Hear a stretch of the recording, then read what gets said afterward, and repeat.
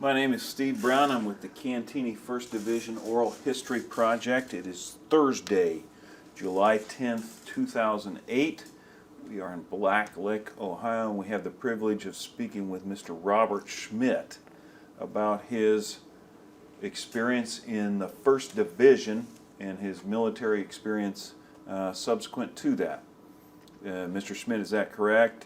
That's correct. Would you like to spell your last name for us, please? S-C-H-M-I-D-T. Thank you. When did you join the military?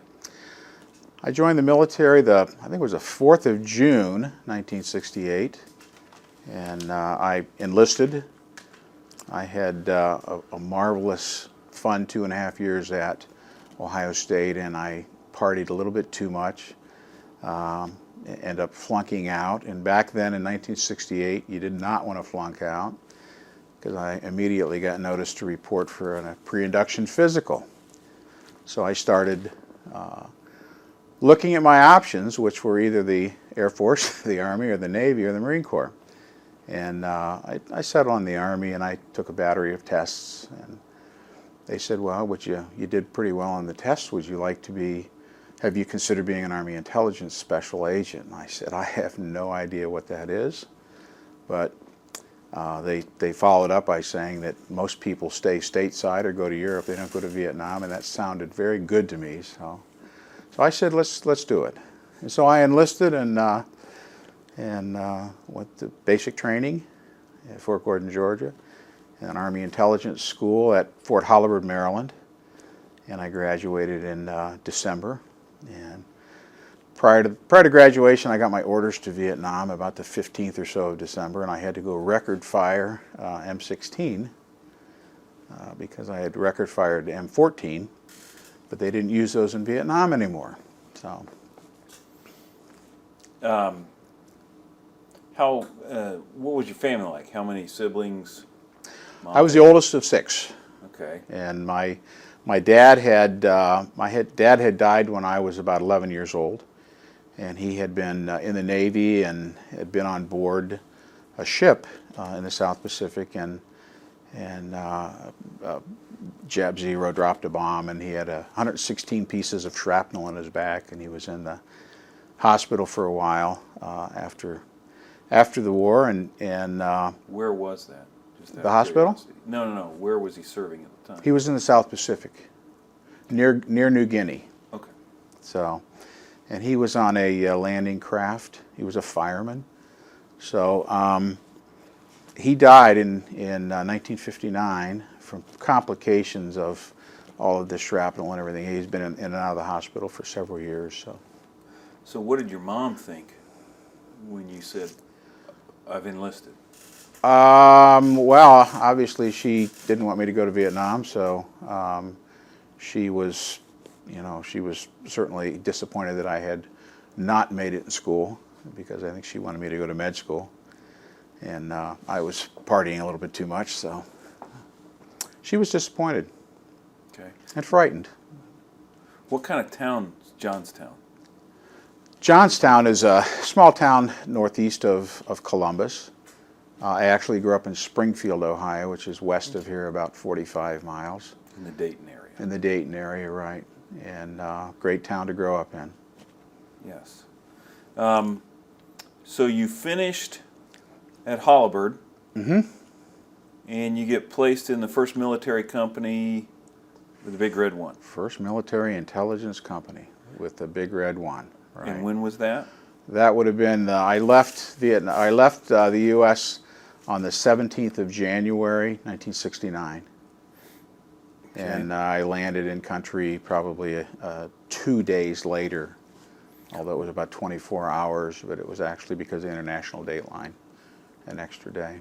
What sorts of things did you learn while you were at Holabird? At Holabird, I learned how to, the main thing was, the main purpose of a counterintelligence agent, military intelligence special agent, was to conduct background investigations, to conduct sabotage investigations. So I learned how to interview people and how to listen, how to take good notes, and how to type. because I had to type all of our agent reports were confidential, so we all had to type our own agent reports. So. Okay, what specifically did you learn about how to listen?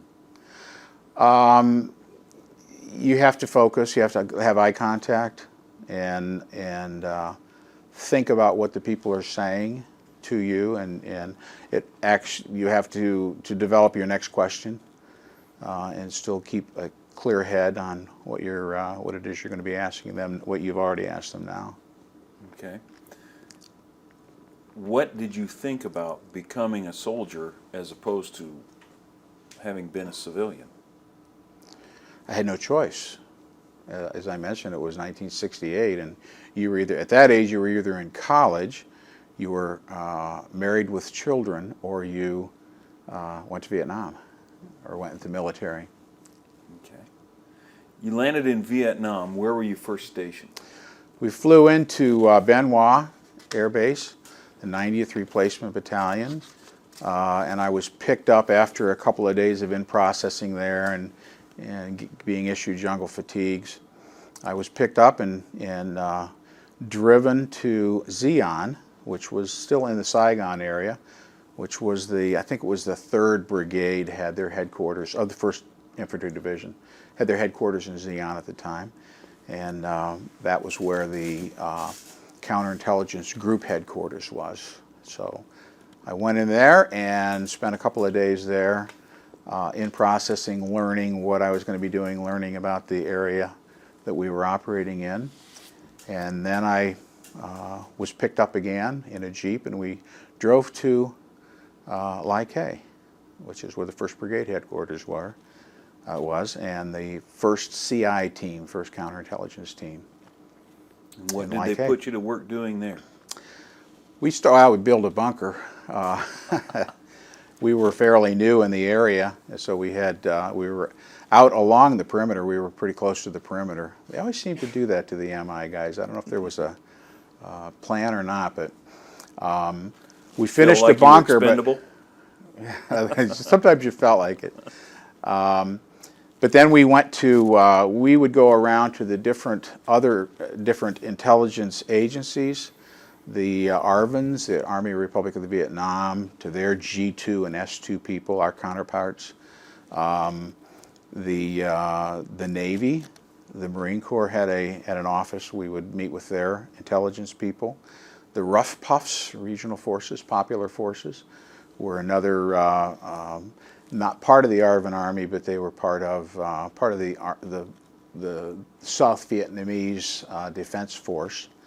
They were like the National Guard for each little province.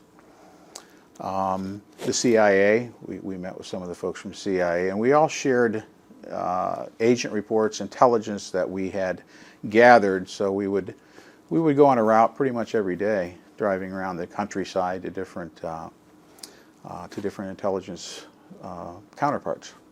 How long did you remain at Lake High? Lai Khe, I was there probably about a month, and then we were convoyed. The 1st Brigade was assigned the area near Quan Loy, up in the area of An Loc. We were only, I think, about 7 kilometers, if I remember, south of the Cambodian border, so we were pretty far north in 3 Corps. And we had protected the area from Saigon. The 1st Infantry Division had the area of operation was from Saigon all the way up to the Cambodian border. So we were pretty far north. The 1st Brigade was pretty far north. And your function was to gather and assess soft intelligence. We gathered, at that time, we were gathering the soft intelligence. Later on, when I got transferred to the G2 office, which is the division headquarters, and that was back in Lai Khe, I got the opportunity to take all of the agent reports that the other teams would bring in. Each of the 3 brigades had a CI team. So we had CI team 1, 2, and 3 assigned to the 1st, 2nd, 3rd brigades. So I would marry up all of the soft intelligence, the agent reports, with hard intelligence, which would be actual sightings, actual contact with the enemy, sightings, location of caches, location of abandoned equipment, location of bodies, And with that information, we would evaluate the veracity of our agents, because we had agents that we ran. These were Vietnamese people that we paid. And we would have agents from the 525th was the MI group down in Saigon, and they didn't really support any specific division. They supported pretty much the area of operation of 3 Corps. So we get a lot of their agent reports, and we would evaluate those for how accurate they were. How would you recruit an agent? I never actually had to recruit an agent myself. They would typically be done by working with people in the community that were friendly to the U.S., Vietnamese people that were friendly to the U.S. Okay. How did you determine the veracity of a report? If an agent said that there's a hospital, for example, or a tunnel, we had an agent that told us that there was a hospital with 200 beds in it on the inside of the Cambodian border, right on the area where we weren't supposed to go. We eventually did have LRPs, Long Range Reconnaissance Patrol. It was a surreptitious program back then. It was probably classified secret back then. We would actually send troops in to across the border, and we found a hospital. We also had an agent who gave us coordinates on a tank that was in a tunnel. And so we sent the agent out. I got the report and looked at my map and saw that we had other reports of tunnels in the area. And so I just passed that along to the other people who are like my captain, and said, well, there might be a tunnel with a tank in it. And we actually found a tank in a tunnel, an M48. Was that in Cambodia or was that in South Vietnam? That was in South Vietnam, that episode. But I kept a picture. I kept a picture that the Pacific Stars and Stripes ran a picture of that photo and gave credit to the First Infantry Division for finding this M48 tank. Now, were there other sources of intelligence that you utilized aside from simply agents? Well, sure. I mean, enemy sightings. I mean, we would have to take information from the combat units. Like if a platoon was out and they made contact, we made note of that.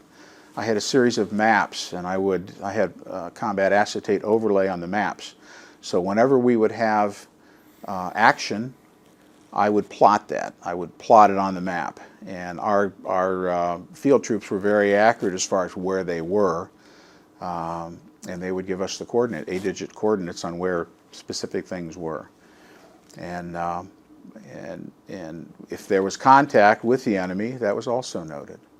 So, if we had an agent who had told us that the Dong Nai Regiment, for example, was in this area near this particular village, and then 3 days later we have contact with VC, and we find it was the Dong Nai Regiment VC, we would know that agent must be pretty good. Okay. You never could trust the agents, though.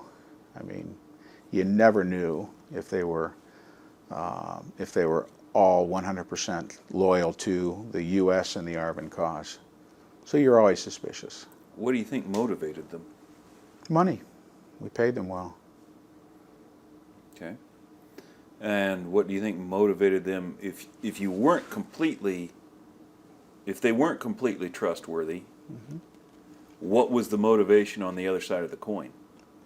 If they weren't completely trustworthy, it's still the money. Okay. Because we were paying them. North Vietnamese money, I'm saying, if they're not completely trustworthy, why are they not completely trustworthy? Let me start with that. Why would you not trust them completely? Well, if they gave us information that this was bad all the time, we would know that they were taking the money. They were just putting in false reports, and they were doing it strictly for their compensation. If they gave us information every once in a while, we had some good hits, we had some good verification with hard intelligence, then then we're going to believe those people more. But you have to realize we had one person who was that we would get the telex. We get a lot of the messages from the telex, and especially from Saigon, for example, from the 525th, and they would reference a roving pig merchant, and we had a lot of reports from this roving pig merchant, and every once in a while you'd get one, he would be accurate, or he would be roving in our area and give us a good report. Okay. What did you do with people who it became apparent they were not giving you good reports? We would terminate them, their service. You didn't? Okay, so you just cut them loose and... Sure. Okay. Can you give us, just so that we understand terminology here, what's the difference between soft intelligence and hard intelligence? Okay. Hard intelligence is where you actually have a sighting of the enemy, you have contact with the enemy, you find a cache of the enemy's equipment or the enemy's food, you find a tunnel, something that's actually real that you can feel and touch. Soft intelligence is rumor, reports, things that are written down, things that are said to us surreptitiously, agent reports. That's pretty much soft intelligence. Okay. You mentioned CI teams. How many people in a CI team? Typically 3. You would have a 9666, which is usually an officer, not usually, that's an officer's ranking, or his MOS, military occupational specialty. 966 is his designation. Mine was 97 Bravo 40. We were both special agents, counterintelligence agents. He was just an officer, and he was in charge of the team, so he would be the SAIC, the special agent in charge. And then typically the higher ranking person would be the counterintelligence agent in charge, the higher ranking of the 2 NCOs, like me. So. Okay, and how but there would typically be 3 of us, and we would also be assigned with IPW, Interrogation of Prisoners of War, and then II, Imagery Interpretation. Those are the guys who look at pictures that are taken from helicopters, that are taken from planes, and they use stereoscopes and try to get exact placements of hard intelligence. Okay. How did you function as a team, the 3 of you together? We typically would we would drive around because I think there's safety in numbers. One thing that was a little bit disappointing about becoming an agent, a counterintelligence agent in Vietnam, we did all this record firing with rifles, nice rifles that were very accurate. And so we get over there and they give us a 45. So there were strength in numbers, I think. The 3 of us would typically travel around, picking up, sharing intelligence with other agencies. Just so that we have clarity here for any historian who's looking at this in the future, record firing would be a marksmanship test. A marksmanship test, right. Rifle. I fired experts in both the M14 in basic training and then the M16 because I had to have M16 qualification before I went to Vietnam. And then even though I never had one the whole time I was there. And then they handed you a Colt 45 pistol. They handed me a 45 automatic, 1920 pistol, and I was extremely inaccurate with it because the first thing I wanted to do is say, let's figure out how this thing works. So I had one of the other people who had been in country longer than me and knew how to take it apart and clean it and load it. So I found out I was just terrible at it, so I had to practice my marksmanship with that 45, and I never really got good at it. So. Okay. Does the word or the phrase Chu Hoi mean anything to you? Sure. Chu Hoi program was a program, I think it was called the Hoi Chan program, for enticing Viet Cong to come over to our side, to come over to the ARVN and the U.S. side, and in effect be a traitor to the VC, but help us go out and find where the VC were, and so that we could neutralize them. And So- how were they recruited? I don't know because I wasn't really involved with the recruiting in the Hoi Chan program. Okay. And did you utilize any of their information ever as soft Oh, intelligence? sure. Oh, absolutely. As soft intelligence, right? Because here again, it's verbal, and you have to verify it. So this Chu Hoi was a means of recruiting agents. Chu Hoi was that's what we would call the person who actually participated in the Hoi Chan program. Do you know what that word means, Chu Hoi? I really don't Okay. know. I can't recall. I used to know, but I can't recall. Okay.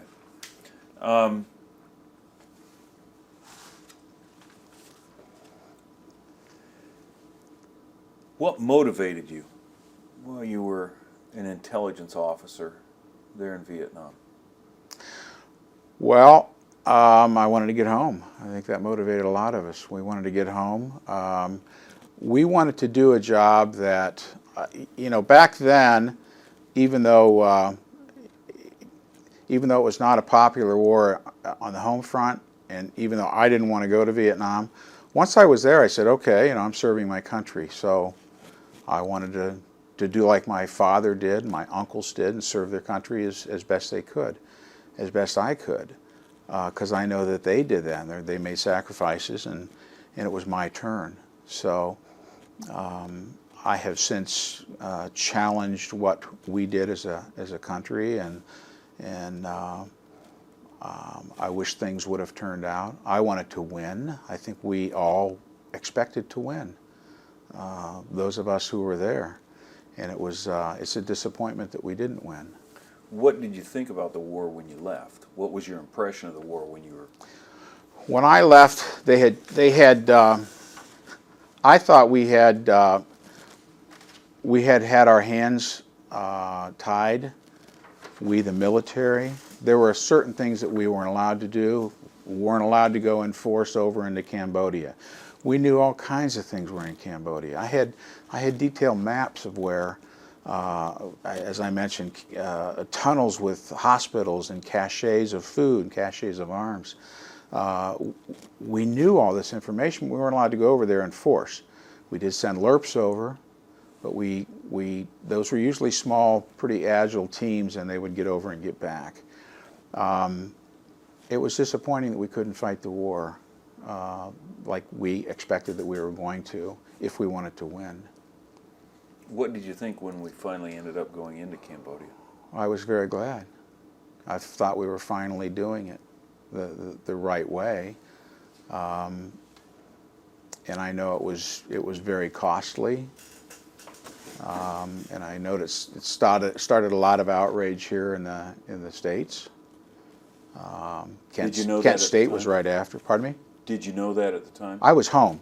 Okay. I came home in January, and it was, I think the Cambodian invasion was probably March of '70, and then May 4th was the protests at Kent State and that was here in Ohio, and that was something that we weren't really proud of, being an Ohio resident. So Weren't proud of from the standpoint of... From the standpoint of our government shooting people. Okay. Let's go back to Vietnam. Sure. From Lake Hai, where'd you go? Like Hay. Lake Hai. That's I okay. am sorry. That's all right. Oh, it's a different language. Like Hay, 1st Brigade was transferred to I don't know if that's what they call it anymore. I forget some of the terminology and military terminology, but we got moved up to the area of Quan Loi near An Loc with 1st Brigade, and then in April I was selected to go to the Phoenix program in Vung Tau, and so I left the brigade, went down to Vung Tau. Went through the 10-day Phoenix program. Phoenix program was a program that taught us how to neutralize the Viet Cong infrastructure, the VCI. The VCI were the hamlet chiefs and the village chiefs who supported the Viet Cong but appeared to be friendly. So we learned how to deal with those folks and interrogate them.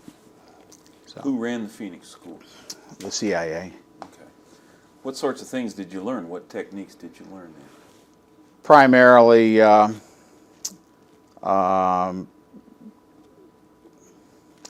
that's difficult to say. Primarily, how to identify people that are helping the enemy, and how to neutralize them. What do you mean when you say neutralize? Get rid of them. Eliminate? Eliminate them. Did you ever have occasion to utilize any of those techniques? No, I didn't.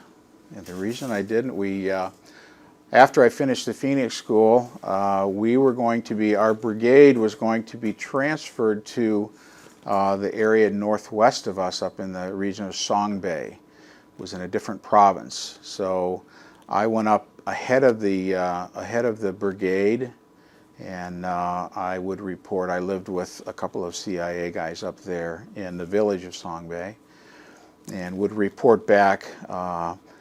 Would do the same type of thing, go around with them, gathering intelligence from other friendlies in the area, report that back to the Brigade S2, Colonel Grubbs, and but then I was only up there about 10 days, and plans changed, and the brigade never went up there, so I came back, and I went back to being a team member.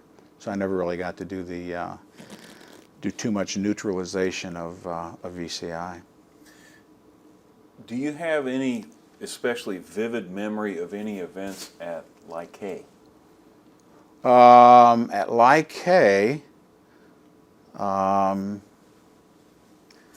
no, not really, not that much at Like, because Like, we would, every place that I went, either Like, Quan Loy, Dao Tiang, in Song Bay, we took mortar and rocket fire.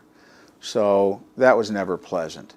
Like, we had a couple that came in and wiped out a hooch, a place where officers slept, right four hooches down from ours.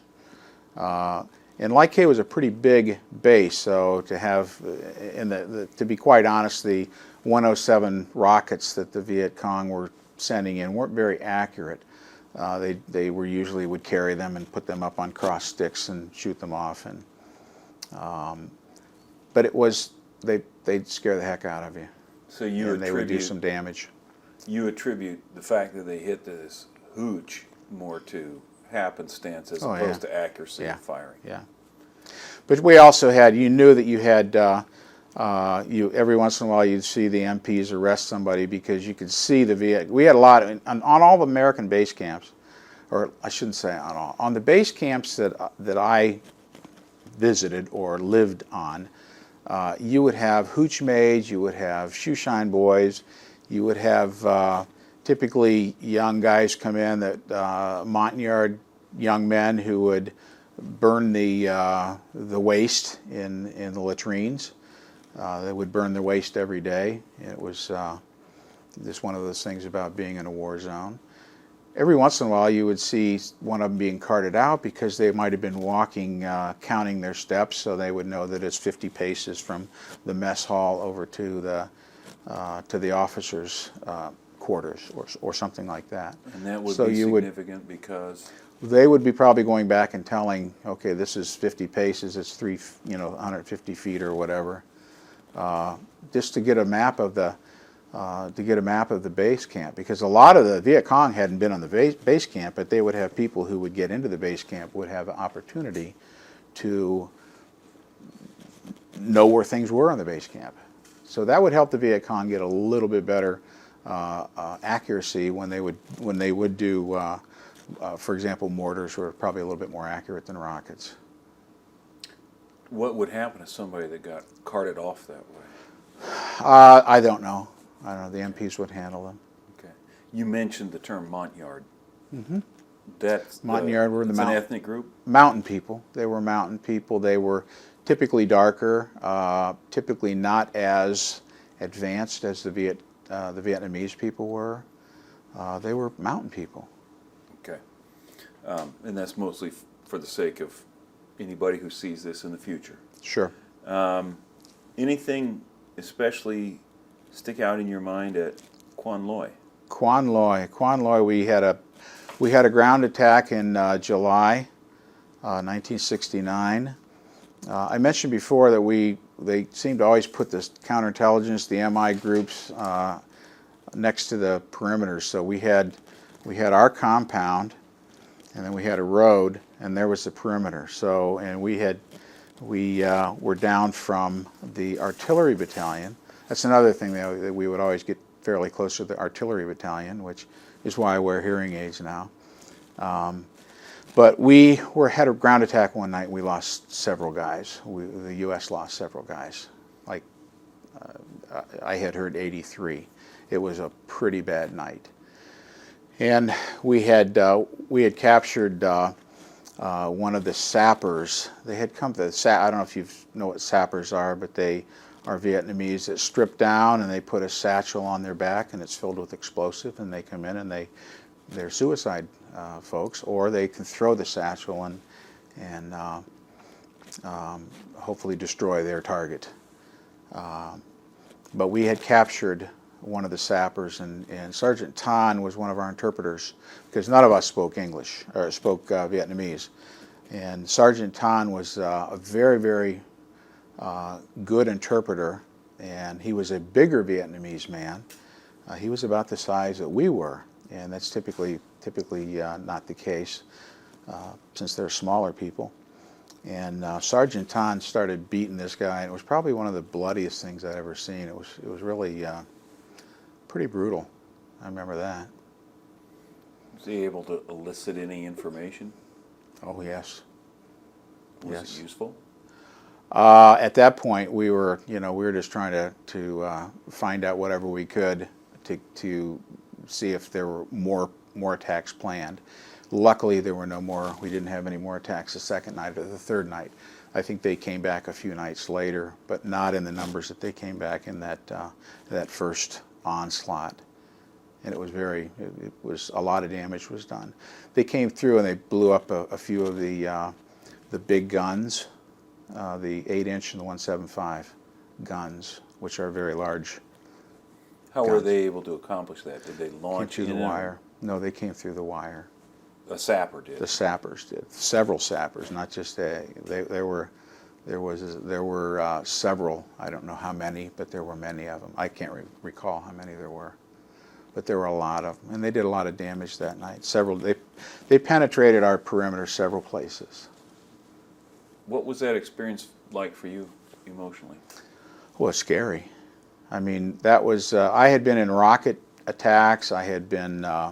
We had been mortared, but never that close where I could actually hear AK-47 popping just not far on the other side of the perimeter. And so we were manned at our bunker. I had my .45 ready to shoot somebody, and that's when you really wish you would have had a rifle. And we were lucky because some of the IPW guys had rifles. We did not have. We had our .45, so. Not cool. What was your first rocket attack like? First rocket attack was it's kind of funny in a way. It was not a rocket attack, it was a B-52 strike. I had been in country about 3 or 4 days. It was probably about the 21st or 22nd of January, 1969. And we had been working on our bunker that I mentioned a little while ago, and all of a sudden, hell broke loose. And it was the loudest thing I'd ever heard in my life. And it was just constant pound, pound, pound, pound. And I had not heard incoming that close in the few days that I had been in the country. I had heard incoming far away, because incoming makes a different sound than outgoing, totally different sound. And once you're there, I didn't know it at the time because I was so new, but once you're there, after you're there a month, you can tell incoming from outgoing. This was just the loudest thing I'd ever heard in my life, and it was just constant, and we thought we'd gone to hell.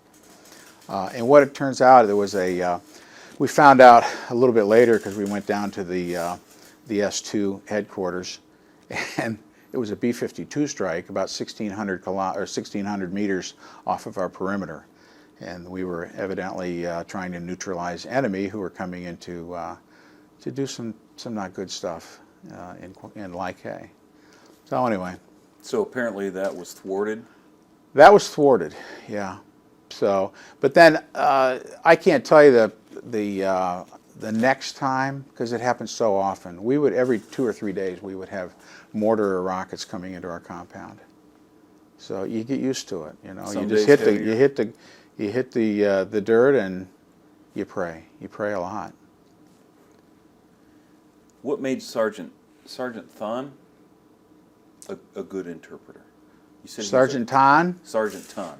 Sergeant Ton, first of all, was a smart man, and he was normally not violent with when we had prisoners of war.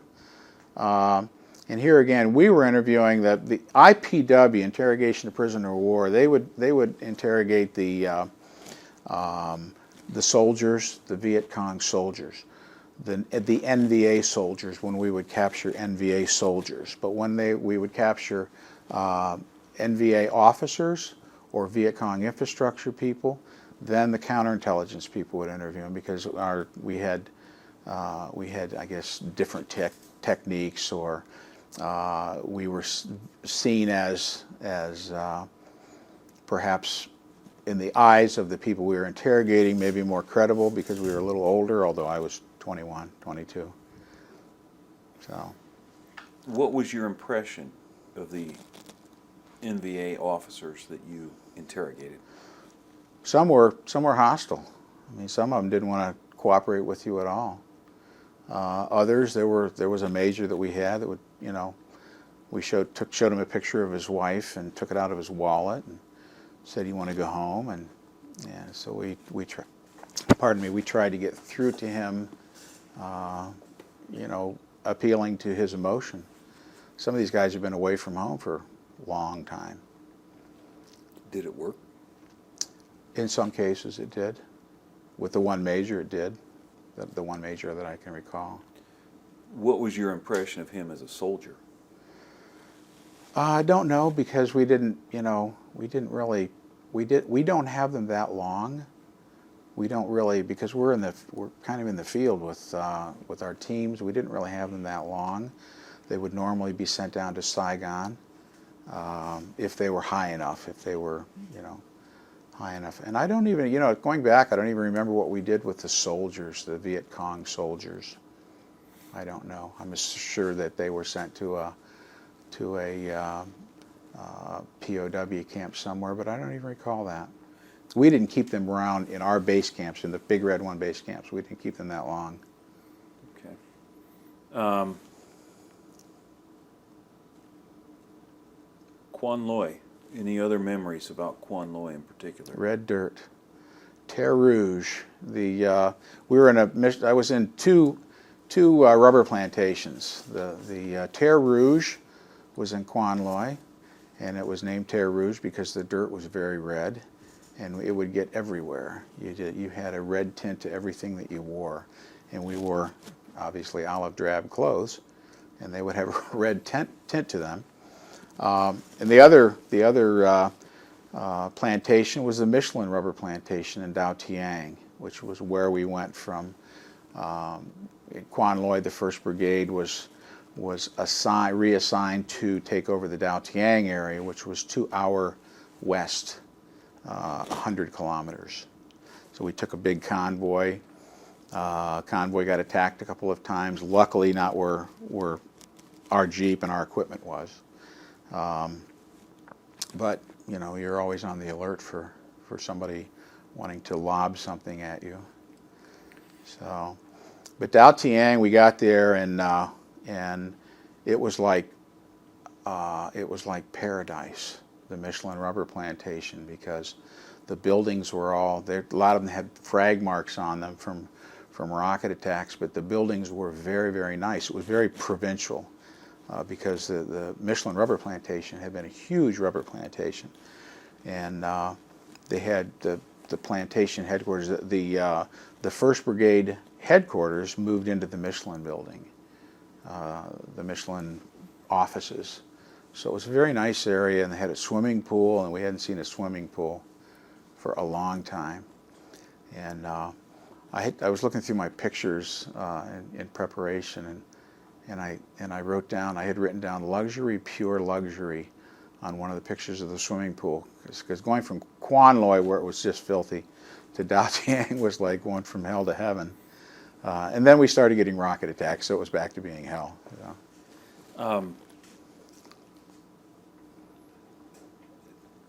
You mentioned olive drab clothes, which made me think, was your rank displayed on your uniform? We wore US's on our collar, so there was no rank. So you had no rank indication on your uniform of Correct. any kind. Why was that? Here again, because they wanted military intelligence special agents and criminal investigation detachment investigators to not have rank so that they could interview anybody, so they could interview officers or enlisted men. So it was just to set us apart, so that people would know that we were going to be investigating. So if you sat down with an officer, for instance, he could not speak down to you as an enlisted man? Oh, he could. He could. I mean, and there were, luckily we had some really good arrogant officers over there. That was really good. He had some good arrogant NCOs too, but we had some really great people in the First Division. We really did. Typically people would cooperate with you. Typically people knew that because you're an MI agent, you're not going to be a dumb guy. You're not just going to be somebody that is going to waste their time.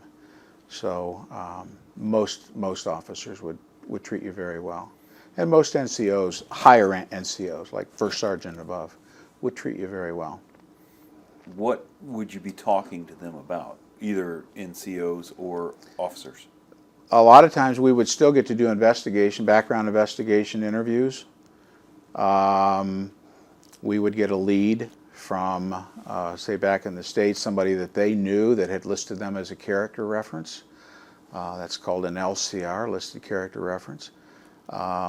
Would say, okay, Colonel such and such, interview him, he can tell you, he can vouch for me. So I would interview Colonel such and such. We also there were a couple of occasions where I got to investigate a sabotage at a camp, and so I was there first, and then the CID took that over. But I had to go in from the standpoint of whether it was a counterintelligence issue or if it was just a criminal issue. Counterintelligence, typically in Vietnam, there weren't a whole lot of sabotage within the base camp, but there were occasionally. The background check, what you're doing is somebody has given the name of the person you're interviewing. Correct. As a reference. Mm-hmm. And so you're talking to them to assess for purposes of their security clearance. Yeah. If you're an officer at this, and I don't know what it is anymore, but in the 60s and the 70s, early 70s, when I was a counterintelligence agent, officers had to have a top secret background investigation, a top secret security clearance, which required a background investigation and a bring up every 5 years. So every 5 years you had to reinvestigate the officers to bring forward what that person had been doing. And that was I did a lot of that stateside after I came back from Vietnam, did a little bit of it in Vietnam. Some of the other things an MI special agent would do as far as talking to officers would be sharing intelligence information that we had, asking about information that they might have developed. So, the U.S. has helped. They helped mask that I wasn't just a lowly sergeant, although I thought it was pretty good. Okay. At some point, you were moved to the Order of Battle section. Correct. The When G2. did that happen? The G2 office. I think that was probably August of '69, and I was over there for a few months. actually, I think I was there about 3 months or 4 months. And the order of battle section, yeah, we would take various intelligence and agent reports, and we would verify the agent's information with hard intelligence, with sightings, with enemy contact. The order of battle is the Army's term for what's the enemy have. You know, what kind of troops do they have? How many do they have? Where are they? What kind of officers do they have? What kind of structure do they have? What kind of equipment do they have? What kind of ammunition do they have? So we want to know what that. We want to know what that was, and that's what the order of battle section in the G2. The G2 section is the intelligence section of a general. What do I want to say? A division that's run by a general. So you're primarily assessing as opposed to gathering in that? At that point, I'm assessing. Okay. At that point, I'm assessing, and I'm giving. I'm saying, okay, here's a good report. Here's a couple of agents, and that's another thing that soft intelligence. You can verify agents if you have 2 or 3 agents telling you the same thing, and they don't even live close to each other. That's another thing that does help you to assess that the agent might be telling you the truth. And then if you can put that on top of something where you've actually sighted or you've come across a cache, or you've had contact with an enemy last week in these coordinates, and now you got 3 agents that are telling you that they're going to be going from here to here. That can be very valuable. That's how we found the tank. I did a lot of offering of targets for B-52 strikes and for fighter strikes for the Air Force.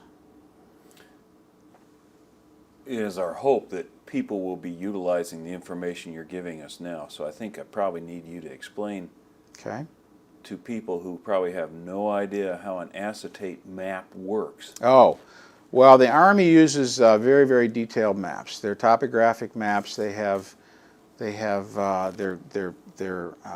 large maps. They're probably 2.5 feet by a square. They are divided into little grids that are exactly 1 kilometer apart, and you can tell what exactly the people on the field have the same maps, so they can tell specifically what coordinates. Coordinates are a pinpoint on a map. They can tell exactly where an enemy is or a cache is. I put acetate as just a clear film that goes over the map, so I don't screw up the maps or make too many holes in the maps, and I can replace the acetate. So if I have a sighting, and then next week I have another sighting from the agent in that same spot, because I've marked it on the acetate, which it's transparent, so you can see right through the acetate onto the map. It might be a good target for some of our guys to go out and look at and see if there is something out there, and we did find a lot of success doing that. Okay, so it's a means of archiving your information. Correct. Yeah, we didn't have PCs back then. You didn't have CAD CAM, so a lot different then. Yes, yes. Who did you serve under at the Order of Battle section in G2? I was Captain Miles Cortez. Miles was a great guy. He was an attorney. He was an agent. He was a 9666 counterintelligence special agent, and he was an outstanding person. He was, I think the world of him. I called him about 20 years ago, and he was just as warm as he was when I knew him in 1969. What made Captain Cortez a good officer? Captain Cortez was he was honest. He was smart. He communicated very well, and it being a business person myself, communication is just what you need if you're going to be a good leader. So Miles was just an excellent leader. We had other officers who weren't. We had a lot of officers who were very good. I mentioned Colonel Grubbs. Joseph Grubbs was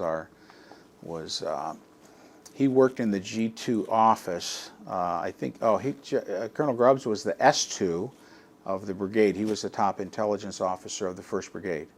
Not G2, he was S2, so he was with brigade. He was also an outstanding communicator. He would, come and break bread with you. I mean, he would eat with you. It was just, he was a good guy. And same thing with Miles. You ever have contact with General Malloy? No, I never had contact with General Malloy. He was a commanding general when I was in Vietnam. But an interesting story: after I left Vietnam, I had about a year and a half left, and I was assigned to the 113th MI group in Kansas City, and my duty station was in Leavenworth, Kansas. And because Leavenworth, a lot of people know Leavenworth as the prison. Really the bigger function of Fort Leavenworth was the Command and General Staff College, was and is the Command and General Staff College. And the commanding general, while I was stationed in Leavenworth, the commanding general was General John Hay. And one day I got a listed character reference to go interview General Hay, and I'm going, holy mackerel, this guy's the former commanding general of 1st Division, And so I made an appointment through his secretary to come and interview him about someone who had listed him as a reference. And when I walked into his office, he was very, very warm, stood up and came over and shook my hand, and I said, "I'm very proud to meet you, sir. I said, while I didn't serve under you, I was with the Big Red One in Vietnam, and I just got back."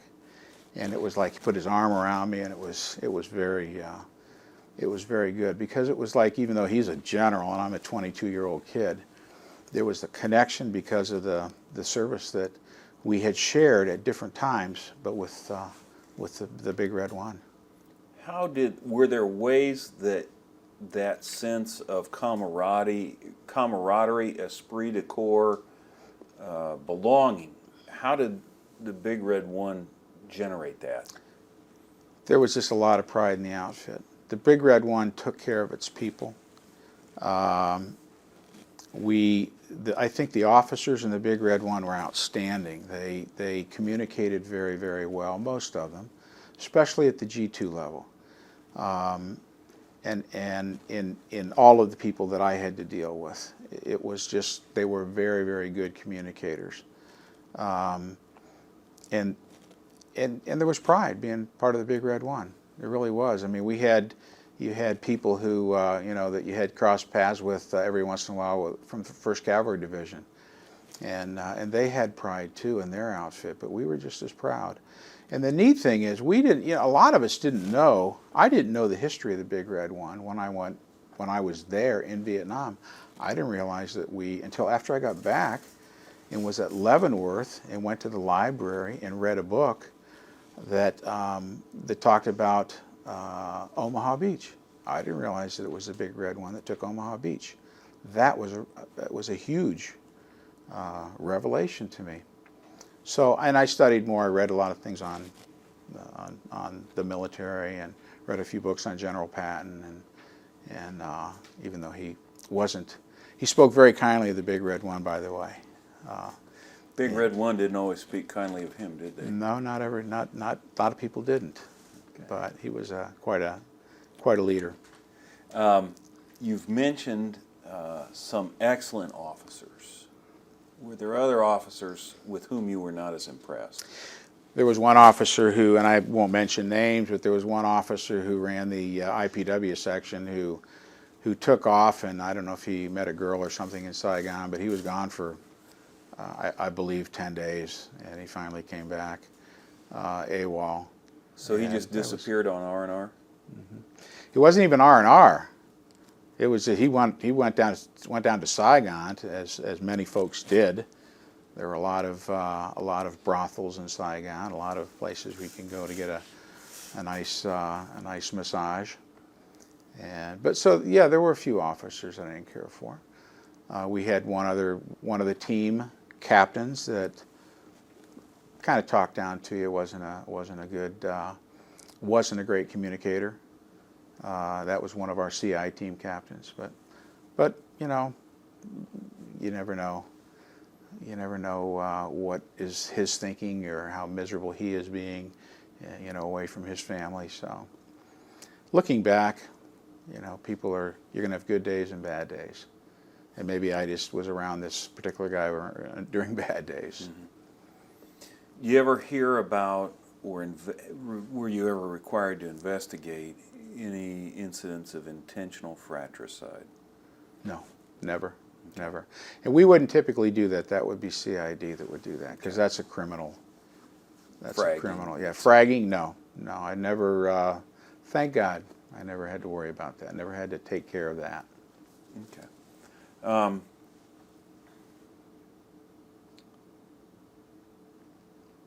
You've told us some of the things that you thought really set the Big Red One apart and made it special. When you came back, you served at Fort Leavenworth for a while, just primarily doing background checks investigations, again? right? Okay. Yeah, the area that we had, the field office was in Kansas City. We were in what was called a resident office, and we were a 3-man office. And we were in the post office building in downtown Leavenworth, Kansas. And I would get leads from Kansas City. Actually, everything started at Fort Holabird because the Army Command the United States Army Intelligence Command, or USAINTC, was at Fort Holabird at that time. It's now moved to Fort Huachuca. But all of the background investigations needed all over the world would come into Fort Holabird, and then they would divvy out wherever the LCRs and DCRs, listed character references, and developed character references. They would divvy that out to the different areas, and so I would travel all up and down the Missouri River on either side, all the way up to Nebraska. But I had northwest Missouri and northeast Kansas in our territory out of Leavenworth. There were 3 of us there. John Yancey was he was promoted to captain while I was there. He was another outstanding officer. And Mike Martin was another guy that was a chief warrant officer. But we all wore suits then. No USs anymore. We all wore suits. You ever injured in Vietnam? Yeah. It's kind of embarrassing though. I was in Dao Tiang. It was probably July or so, August. In Dao Tiang, and we had a rocket attack one night, and they were hitting really close. So these guys were pretty good. They were hitting really close, and I was scurrying from our hooch out. We had a bunker that was outside. We had sandbags all around our hooch. Hooch is just a tent. But we had sandbags all around, but these things were coming in, so we also had a big enclosed bunker. So I was scooching out of that thing, ran. I hit my foot on a toe, or I hit my foot on a stone, and I tore my toenail off, broke my toe, and I didn't know what was going on at the time, didn't even think about it. The next day it just hurt like hell. So I went over to the medics and I said, you guys got to fix this up because it hurts. So the guy took pliers and he pulled my toenail off, and he gave me a form. And he says, you can get a Purple Heart. And I said, well, here's my dad. My dad had died when I was 11. He died when he was 33. He had a Purple Heart from 116 pieces of shrapnel on his back. Nah, this didn't seem right, applying for a Purple Heart for a broken toe and a torn off toenail. You received a Bronze Star. Mm-hmm. What was that for?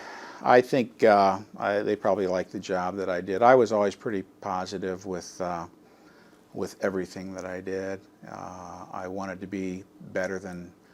I wanted to outperform other agents. So I think I just worked harder than a lot of other people. looking back, I was on the Inspector General team for a while and spent a lot of time in the field going around doing security checks for compliance. We had the Army has rules on everything, and they have rules on treatment of documents, and so I was flown into some fire bases and just making sure that everything was according to what the Army desired it to be. And I think probably, I was, even though I was a young person, I was able to speak with the officers who were in charge and made them, understand I'm doing my job. And so I just think that I didn't do anything heroic, I just was doing my job as best as I could. You've got your citation. Would you mind reading that to us? Yeah.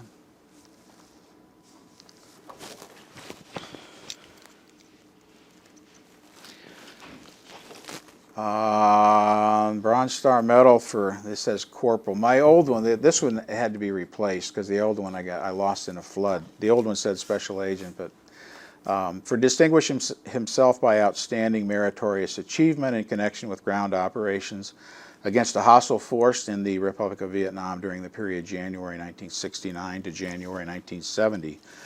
Through his untiring efforts and professional ability, he consistently obtained outstanding results.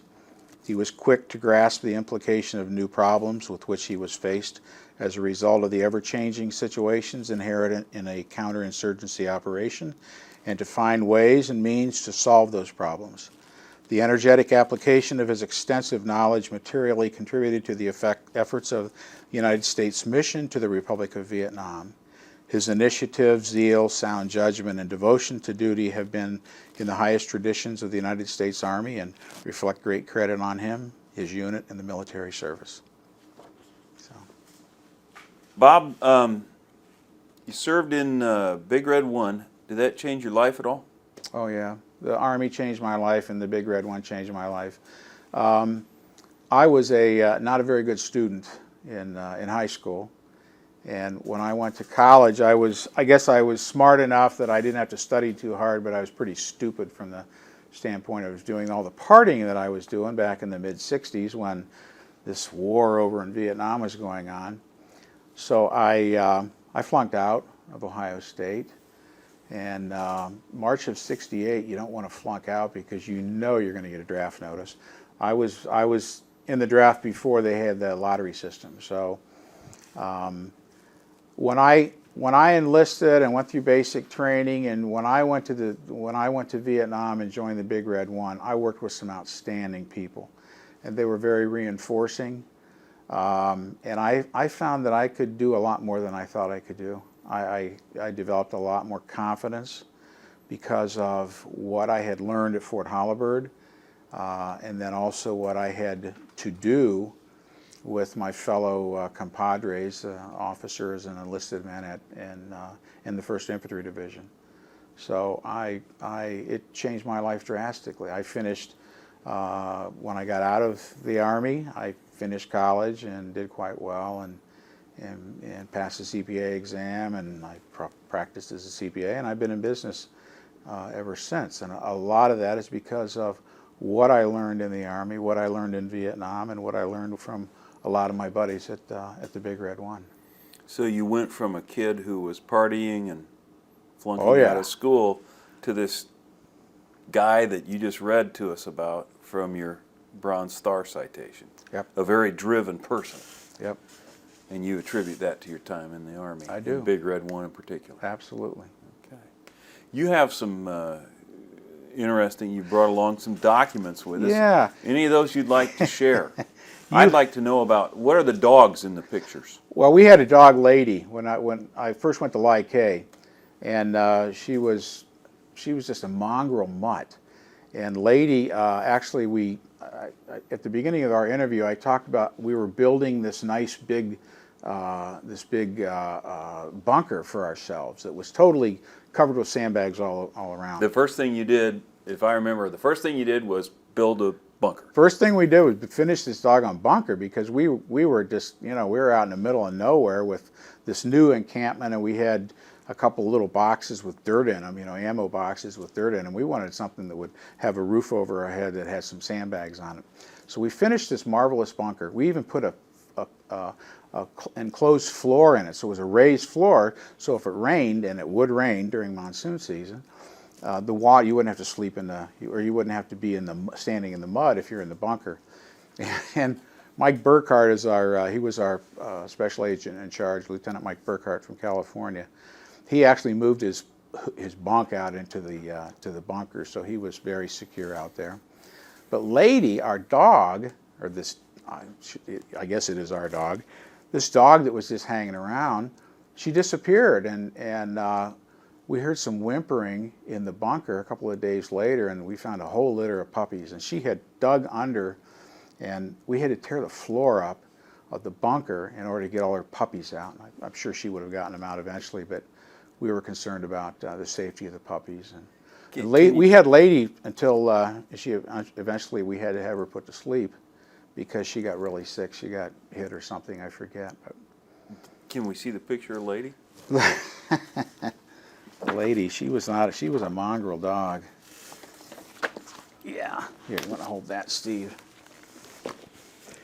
I'm surprised you want to know about Lady. Here she is. Here's Lady, and here's her puppies. Can you turn that so we can... Yeah, sure. Yeah. These are probably going to fall out. This is our mutt Lady. And there's, after we tore the floorboards up, there Lady and her puppies. So, and one of those puppies we named Douglas. The other ones went to different units, and everybody's looking for dogs. And so we took Douglas with us, and he went to Dao Tiang, and so we had him for quite a while. He was still there when I left. So. Why did everybody want the dogs? I don't know. Just maybe because it's something that's very friendly, that's very loyal. Then if you treat them well, they won't bite you, and it's just nice to have a lot of us had dogs when we were kids, so. So it's bringing a sense of humanity to a Sure. combat zone. Yeah, to a very ugly place, and it was, it's nice to get licked in the face, by a dog. It really is. So. Another thing I wanted to show you was a picture that I took out of the, it's not a very good picture, but I had mentioned, marrying up hard intelligence and soft intelligence, and we had found, I mentioned we found an M48 tank. One of our agents had reported it, and I said, hey, there might be a tank in a tunnel out there. And a few days later, the Pacific Stars and Stripes, you can't see this because I covered this with some acetate, and it's a sticky acetate, and over the years, it's been 40 years ago, it bled through. But you can't see it, but it says, Super Tank gives Buddy a lift. And it says, U.S. First Infantry Division brought back, no, troops hook, I can't read because I've got glasses here. U.S. First Infantry Division troops hook up their 1,000 plus horsepower tank recovery vehicle to an American M48 tank found in Viet Cong base camp 8 miles northwest of Lai Khe. This is when I was in Lai Khe. The tank, in good condition, was recaptured with 51 76mm cannon shells. That was in the Pacific Stars and Stripes. What do you suppose they were going to do with the tank?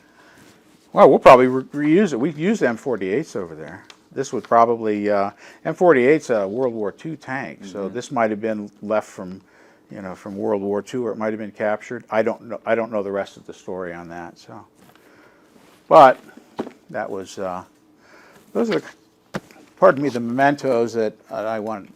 This is my faux Zippo lighter. This has a Big Red One logo on it. I brought this like the first day I was in with the Big Red One at the in the PX at Xeon, because I had to in-process at Xeon. And I hate to say, but I smoked probably when I left about 4 packs of cigarettes a day because the days were really long. And I smoked lit a lot of cigarettes with that lighter. Cigarettes were $1.50 a carton back in those days. So that's 15 cents a pack, so a little bit different than now. And did you get them in your rations as well? Yeah, I got little C rations, and you get a little package of Luckies or sometimes Winston's, Camels, a little pack of 4 in your C rats. And we would have, luckily, our families send over Tabasco sauce because they made C rations taste a whole lot better. They really did. What was it like when you got stuff from home? It was incredible. It was like Christmas. One of the big gifts, if you really want a great gift, is if somebody sent you a salami, a big hard salami, because you'd get them and have all kind of crust on it from being in a ship for a month or so, but you peel that stuff off and you take a bite of salami, because you didn't have salami over there, hard salami, so that was good. Any other things that you remember getting that were really... Pictures. Everybody wanted pictures from home. A lot of guys had cameras because cameras were really cheap. You could buy cameras, and luckily you could usually store them, even if the guys in the field would have cameras. I bought a camera very soon after I got there because I didn't really have a camera. I didn't really think about that I would want a camera, but I bought one very soon. It paid $45 or something in the PX. And I took all these pictures that I've looked at, and unfortunately all the color ones are fading now after 40 years, but I still have good memories from some of that stuff. Any memories in particular that you wanted to share that we haven't touched on? No, you take pictures usually of the good times, because you really don't. When we were out on the road, we never really we didn't take that many pictures on the road because we had a job to do. It was when we had the down times. If you look through my pictures, you see a lot where we're goofing around, and we have a beer, a warm beer, because you really didn't get any. When you got beer, it was warm. I do have one story. We had when we were moving out of Quan Loy to go to Dao Tiang, the 1st Cavalry Division Air Mobile was moving into Quan Loy to take over our area. And the 1st Cav Division had different rules than the 1st Infantry Division. And Class 6 stores where officers and NCOs could go to buy alcohol. And there was a Class 6 store down in Saigon, I think, or in Long Bin or Ben Hoa. And so we went down to the Class 6 store, and we got a bottle of Seagram 7 and a bottle of Johnny Walker Red. Probably cost us about $8 for both in total.